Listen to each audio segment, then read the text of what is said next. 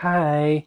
So, as you know, I'm a huge 2000 AD fan, but I'm also a huge fan of their publisher, Rebellion. Um, they don't just focus on 2000 AD and Judge Dredd. What happened about, I think it was about 8 years ago, 10 years ago, something like that. They actually purchased the whole back catalogue of IPC, Fleetway, etc., which meant they had the whole back catalogue of British comics dating back about, I think it's going back now as far as 60, 70, 80 years.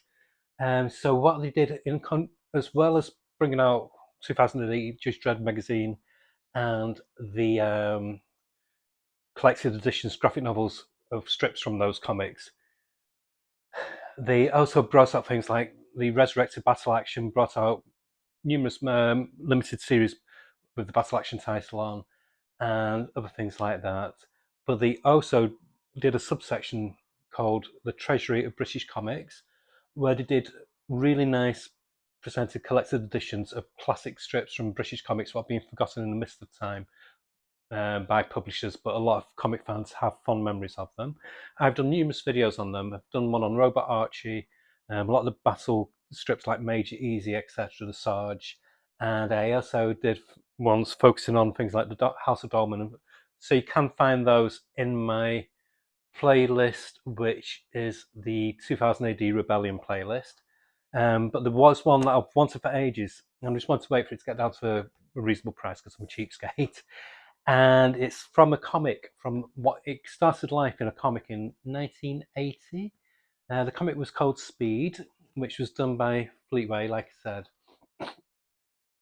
And at the time, the British comics they never really did superhero comics apart from maybe have one or two strips in an anthology title. There might be like a superhero kind of like adjacent character, but they had strips that covered action stories, science fiction, horror, war, things like that. The British reading mentality was never. We weren't raised on a diet of superheroes like the way in America. So we had. Plus, we never had things like Wortham where he like made everything for kids. So there wasn't that level of self censorship even in a lot of the kids comics. So we had even our kind of like superhero kind of characters, but were really really weird compared to what you had in the states. Um, but we were happy to read stuff. We were happy to read adventure strips, science fiction, war, even sports strips. But there was Speed came out at the time when there was a comic called Tiger, which Tiger was more sports adjacent. It had strips like Rider Rovers, and that moved into its own title. Um, Johnny Cougar, which was an American Indian wrestler, Native American Indian, Native American. Sorry, let's get correct. and things like and other strips, what like I said, which more sporty kind of. But Speed came out in 1980, and it had like the elements of sports, but it was more like hence the title Speed. So it's about being a comic that was fast paced, full of action, and there was a strip I think which was like a science fiction one. There was one about a policeman. I think there was one about football, and there's things like that. So it's all. But there's one strip that stood out to me, and there's a character called Deathwish, and Speed unfortunately became victim at the time. I think about 83, 84, might be something like around about that. There was a lot of strikes in the UK, and it affected things like newspapers and magazine publishers. Scream was one of the victims of it, and Speed also became a victim of it. And Speed got, I don't know if Tornado did, but I know that's Geeky Hog's favourite comic. But Speed became a victim of it, and it got what they do in a lot of British comics. They amalgamate them into another comic, so it got folded into Tiger, so it became Tiger and Speed in little letters. But some of the strips carried over from Speed, and one of them was this one called Deathwish, this wonderful cover. And what's another thing that's very different about British comics to American ones? We don't really do good-looking heroes, as you can tell. I mean, that's the hero. We never do. I mean, Judge Dredd, you never see his face. John Strontium he's got big white pale eyes, um, stainless steel comic strip. He was ugly as fuck. Major Easy, not a good looking guy. We never did classic, cool, good looking heroes. We really did heroes that were battle scarred. There was always something horrific that happens to them a lot of the time, and nothing.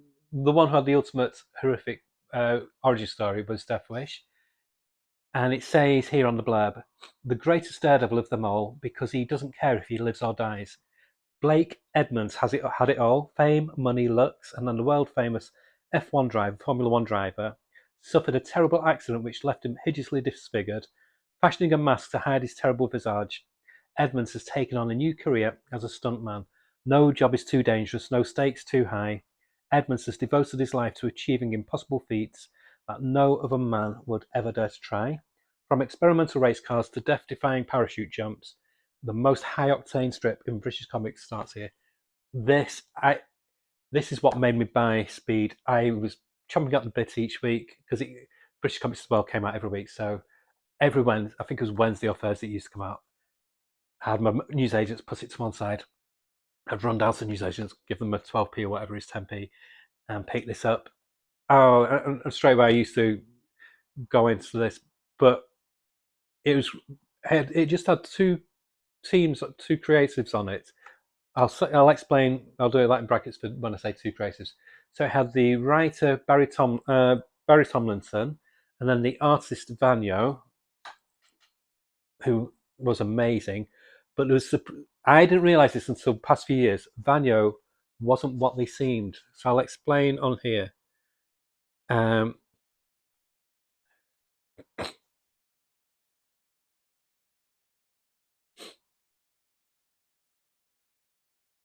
right, I'll read the blurb on the inside here. It says Blake Edmonds crashed his way into the world of comics in the first issue of Speed in 1980. And it says the horrific accident which had left him permanently disfigured led Edmonds, the millionaire playboy, to take on more and more exotic and lethal stunts, not caring whether he lived or died. That's where the title Deathwish comes from. And it says a simple and gruesome concept, lapped up by its target audience, making it one of the most popular stories of Speed. I am testament to that. I adored it. It says the cancellation of Speed, as I mentioned, and its merger with Tiger brought Blake Edmonds' misadventures to a wider audience. Tiger was the bigger, more popular comic, so obviously the Tiger readers might never have even heard of Deathwish before.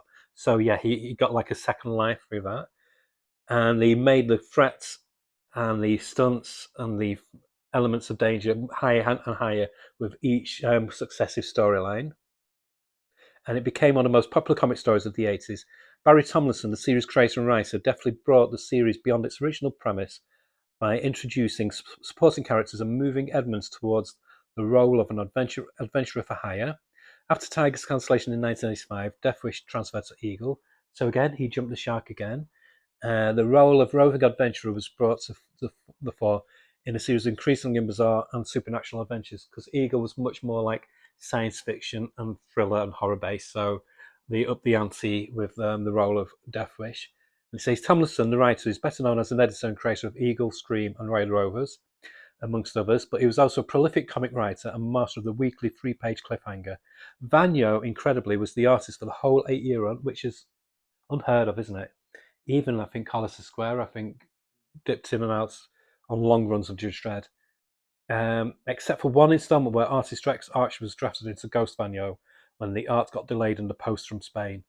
And Vanyo was very prolific in the late 70s and 80s in IPC's comic division, which is Fleetway, especially in Eagle and Battle when he drew Action Force and the Brothers and many others, as well as drawing for Girls Comics, 2000 AD and Wildcat.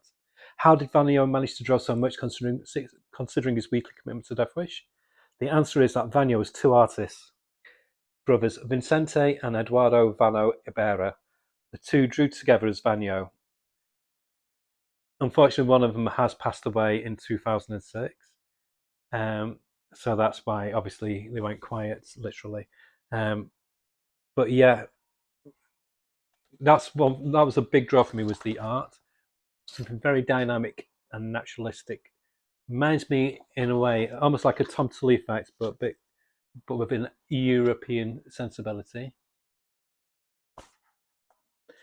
What was unusual for this, because a lot of British comics in the late 70s and even up to the early 80s They did one and done 3 or 4 page stories, but this jumped that trend, and the storylines became more story arcs. So they carried on from week to week for about 4 or 5 issues, which gave you a much more meaty tale to tell.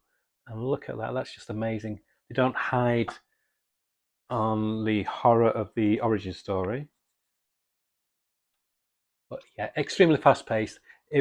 He finished on a cliffhanger each episode, so you wanted to know more, and you basically had no clue if Deathwish, especially when you're a young kid reading it, if he was going to survive from issue to issue. And he became the cover star. So this volume just collects his strips, what were in Speed, before it moved over to Tiger. It was released a few years ago, so I don't know if they're going to do a volume 2. I hope they do. Please, Rebellion. It'd make me very, very happy. It was a very cinematic storyline, though. It's just the pace on it. There's lots of characters, lots of deception, lots of action. Like I said, because of him being a stunt man as well, they could do stories set on on film lots and things like that. Nothing was nothing was played down. You know, they could do the world was his oyster basically because of him being this complete uh, thrill thrill seeker, because he had a death wish, because he had nothing to live for. There's nothing too outrageous that they couldn't do in the storylines. So there's lots of stories involving planes, fights, criminals, all with this amazing, amazing, gorgeous artwork. I forgot how beautiful the artwork was. When you're a kid, you just take it for standard. We have so many brilliant European artists in the 70s and 80s in British comics, which who only made an appearance later on in American comics when the work dried up over here. And they really didn't skimp on doing like backgrounds, and even fourth and fifth ranked characters were done in detail as well.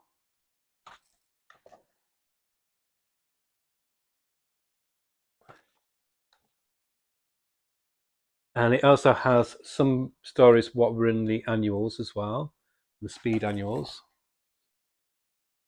which were hardback books what came out every year, very deluxe thing. What were I had one Christmas where I had about 12 or 16 annuals, because that's just what I wanted. Best Christmas ever. Yeah, absolutely beautiful. But the the artwork is alone is worth the admission, but the writing as well. It's not aged. It's not aged badly at all, because it was efficient. Barry Tomlinson. He didn't overwrite a story, so not like in American comics where you've got boxes of text explain what's going on and then dialogue explaining the same thing again. There's hardly any boxes. It was mostly there's like normally like a box setting up the story, and then it's just dialogue after that. And the dialogue wasn't heavy. He let the visuals speak for themselves. So he also has biographies of the creators on the back there, and some of the books what they also worked on are some of the books from the British Treasury of Comics. I'm tempted with the loner one, that looks really cool. And I have got the 13th Floor in the Scream Deluxe book, what I've got, but I would like to get the latest ones because it then moved to Eagle after that. And one what I've wanted to get, but it's basically a bit of a grail now because it's really hard to find, is Invasion 1984. They are a really nice oversized format as well, really high quality matte paper, thick paper. Rebellion do a fantastic range of curated collections. Like I said, I'm not hopeful that there's going to be a second one. I wish there would be, but I don't think Set the World on Fire does. I might be one of the few people who've got extremely fond memories of this book, but I'm so happy to get it. You can still buy it. It's £14.99 full price, but you can get it normally cheaper online, and it is available on the 2000AD.com website as well. And I think you can get it digitally as well. I do recommend picking it up. You really will enjoy it. So that's Deathwish by Barry Tomlinson. It's called Best Wishes as well. It's listed as a number 1, but I've not heard any news of Volume 2 coming out. Whereas books like The Spider and Steel Claw, they've had consecutive volumes, and even Robert Archie after about 6 or 7 months of the first volume coming out. So a bit sad, but love the book anyway. But yeah, highly recommend it. Deathwish, get it for 2000AD.com from Amazon and all other good booksellers as well. Okay, bye. Sorry for the huskiness. I need a drink. Bye. Bow. Bow.